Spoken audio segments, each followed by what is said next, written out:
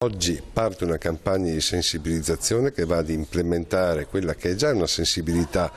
e come dire, una grande generosità dei veneti per andare a implementare quello che è un dono. Donare gli organi significa donare la vita. Gli anatomopatologi del Veneto lavorano giorno e notte per dare garanzie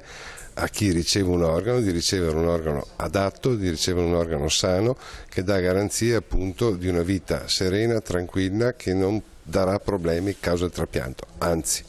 darà solo,